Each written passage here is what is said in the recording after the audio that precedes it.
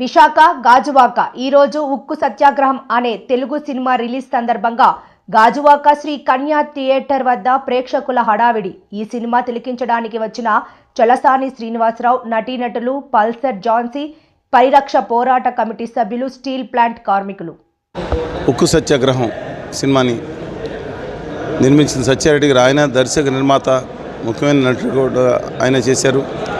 గద్దర్ గారితో పాటు అనేక మంది, గోరె టెంకన్న గారు కానీ, సుద్దాల అశోక్ తేజ్ గారు కానీ అందరూ కూడా సహకరించిన సినిమా. గద్దర్ గారు నటించిన ఆఖరి సినిమా. వాళ్ళ కుమార్తె గారు వాళ్ళ తెలంగాణ సాంస్కృతిక మండలి నేతగా ప్రమాణ స్వీకారం చేసినారు కూడా. ఒకటి చెప్తాను, ఎందుకు ఇది విశాఖ ఉక్కు ఆంధ్రుల హక్కు అని కాదు, తెలుగు జాతి హక్కు. ఏమి ఉందని ఆ రోజు కరీంనగర్లో సాయిరెడ్డి ఆత్మత్యాగం చేశాడు. ఎవరి కోసం అని చెప్పి అనంతపురంలో త్యాగం చేశారు, శ్రీకాకుళంలో త్యాగం చేశారు. ఇవాళ తెలుగు వాడి ప్రతి గుండె చప్పుడు ఇవాళ తమ ఆత్మత్యాగంతో ఇవాళ ఏర్పడింది. అది కర్మాగారం కాదు. అది అలాంటి దాన్ని అనేక కష్ట నష్టాలకు వచ్చి, నాకు తెలిసి ఈ సినిమాలో రూపాయి మిగలదు. రిలీజ్ చేసిన దానికి కూడా నష్టపోతాడు సత్యారెడ్డి గారు. మన గురువుగారి సినిమా ఇది వేద్దాం, మేము రండి మీరు అని నాకు జేడి లక్ష్మణ్ గారు వేద్దాం అన్నప్పుడు వేరే మీ మీడియా ఒక స్టూడియో ఓపెనింగ్ వల్ల నేను వెళ్ళలేకపోయాను, మీద చోట్లకి వెళ్ళాను. కానీ ఖచ్చితంగా చెప్తాను, వాళ్ళు టికెట్ కొనుక్కొని మేము వచ్చాం. సినిమా సక్సెస్ చేయాలని అందరినీ కోరుతా ఉన్నాను. ఇది ఈ దేశ చరిత్రలో బహుశా ఒక పబ్లిక్ రంగ సంస్థను ప్రైవేట్ పరంగా దుర్మార్గపరంగా, దుష్టంగా, క్రూరంగా, అమానవీయంగా పిచ్చుకుక్కని ముద్ర చేస్తుంటే దాన్ని వ్యతిరేకిస్తూ ఇస్తున్న మొట్టమొదటి సినిమా అనుకుంటున్నాను దేశ చరిత్రలో. అందువల్ల అందరూ ఆదరించాలని కోరుకుంటున్నాను. అలాగే ఈ దుర్మార్గమైన గుమా వ్యాపారులకు వ్యతిరేకంగా తెలంగాణ ముఖ్యమంత్రి రేవంత్ రెడ్డి గారు ధైర్యమైన చర్య తీసుకున్నాడు. శభాష్ రేవంత్ రెడ్డి గారు. 100 కోట్ల చెక్కు వాళ్ళ మొహమే పడేసినట్టు తిరగొట్టారు. మీరు ఆదాని గారి మీద తిరగొట్టారు. ఆ పంపుడు స్టోరేజ్ ఉందో పరిశీలిస్తున్నారు. అలా కేటీఆర్ గారు కూడా ధైర్యంగా మాట్లాడి, ఎవరైతే నాకేందన్న తెలుగు పెట్టలు 13.5 కోట్ల తెలుగు జాతి ఆత్మగౌరవాన్ని నాటి బజార్లో ఆ గుమా వ్యాపారుల దగ్గర ఢిల్లీ వాళ్ళ పాదాల చెంత తాకట్టు పెట్టడానికి ఎవరు సిద్ధంగా లేడు. వాళ్ళ ఆంధ్రప్రదేశ్లో కూడా నాయకులు, వాళ్ళ పెద్దలు అందరూ గౌరవిస్తారు. నేను కూడా గౌరవిస్తాను. చంద్రబాబు నాయుడు గారు కానీ, జగన్మోహన్ రెడ్డి గారు కానీ, కళ్యాణ్ గారు కానీ, మిగతా అందరూ మాతో పడుతున్నారు. వాళ్ళందరికీ విజ్ఞప్తి చేస్తున్నాం, మనకే పౌరుషం ఉంది, ఆత్మగౌరవం ఉంది. సిగ్గులేని, చావులేని జాతి కాదు ఇక్కడ. కోస్తా రాయలసీమ ప్రజలను నిరూపిద్దాం. ఆ దిక్కుమాల ఆదాని గారి ఒప్పందాలను పక్కన పడేయండి.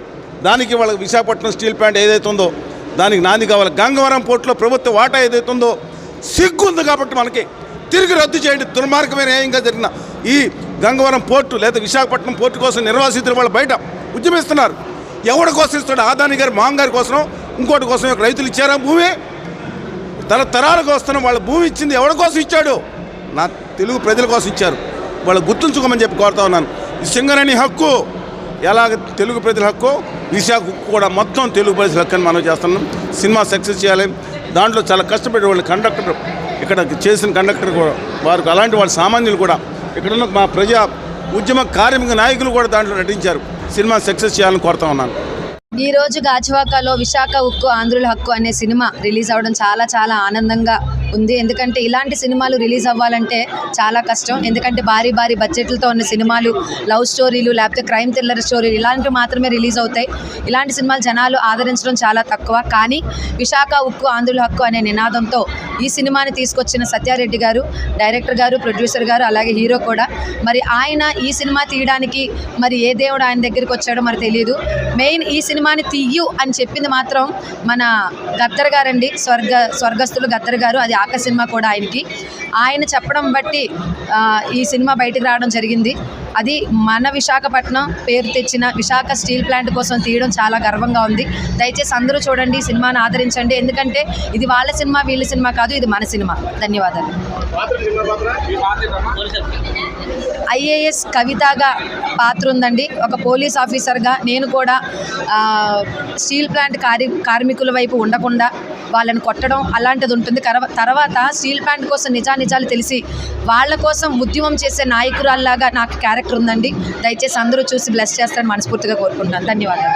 ఐఏఎస్ కవితగా పాత్ర ఉందండి. ఒక పోలీస్ ఆఫీసర్గా నేను కూడా స్టీల్ ప్లాంట్ కార్మికుల వైపు ఉండకుండా వాళ్ళని కొట్టడం అలాంటిది ఉంటుంది. తర్వాత స్టీల్ ప్లాంట్ కోసం నిజాలు తెలిసి వాళ్ళ కోసం ఉద్యమం చేసే నాయకురాల్లాగా నాకు క్యారెక్టర్ ఉందండి. దయచేసి అందరూ చూసి బ్లెస్ చేస్తారని మనస్ఫూర్తిగా కోరుకుంటున్నాను. ధన్యవాదాలు. గాజువాకలో విశాఖ ఉక్కు ఆంధ్రుల హక్కు అనే సినిమా రిలీజ్ అవ్వడం చాలా చాలా ఆనందంగా ఉంది. ఎందుకంటే ఇలాంటి సినిమాలు రిలీజ్ అవ్వాలంటే చాలా కష్టం. ఎందుకంటే భారీ భారీ బడ్జెట్లతో ఉన్న సినిమాలు, లవ్ స్టోరీలు లేకపోతే క్రైమ్ థ్రిల్లర్ స్టోరీలు ఇలాంటివి మాత్రమే రిలీజ్ అవుతాయి.